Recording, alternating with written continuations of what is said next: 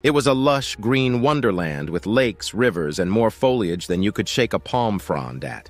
It tilted just right, cranking up the solar radiation and showering northern Africa with abundant rainfall. Around 8,000 to 4,500 years ago, the Sahara took a sudden turn for the dry and desolate. It was like a dramatic plot twist in an epic movie that left everyone scratching their heads. So what went wrong? Well, there are a couple of theories that will make your mind wander. One idea is that humans and their furry companions, in their infinite wisdom, overgrazed the grasses, dried up the atmosphere, and played a game of hide-and-seek with the clouds. Another theory involves wind patterns going all wonky and messing with the monsoon circulation. It's like Mother Nature decided to do the hokey-pokey with the winds, and the Sahara got caught in the middle.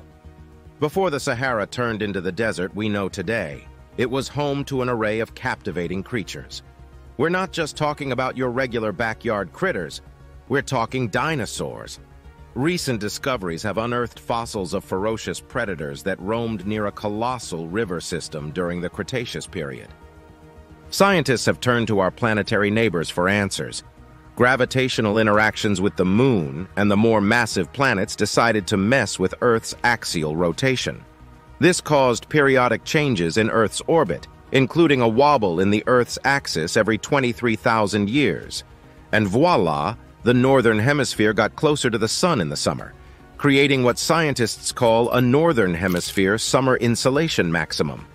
And that's where the Sahara Desert was before it was a desert. The green Sahara only lasted for a mere 200 years.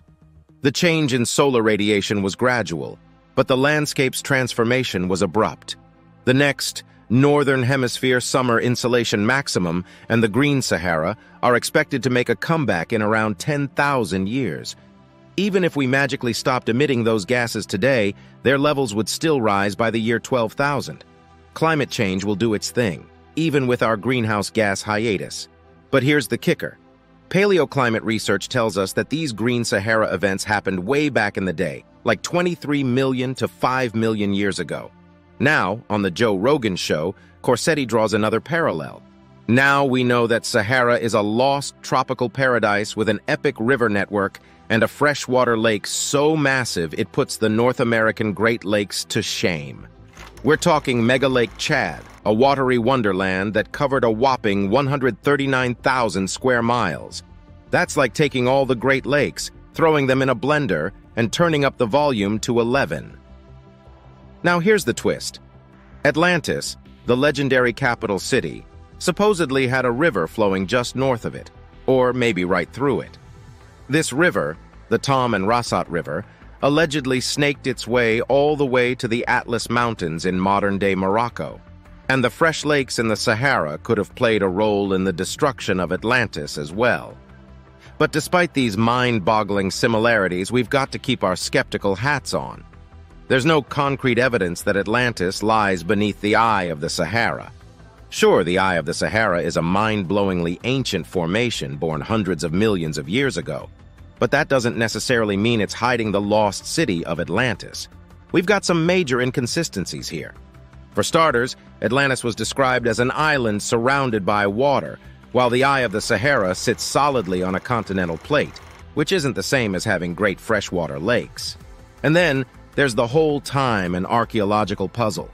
Plato said Atlantis met its fiery end around 9,600 BC, but the Eye of the Sahara predates that by millions of years. It just doesn't fit the timeline. Maybe Atlantis is a figment of Plato's imagination, or a riddle waiting to be solved in a different corner of the world. The search continues as we venture forth into the unknown. Anyways, that's all we've got for today's video. If you like it and want to see more, drop a like and consider subscribing. See you in the next one.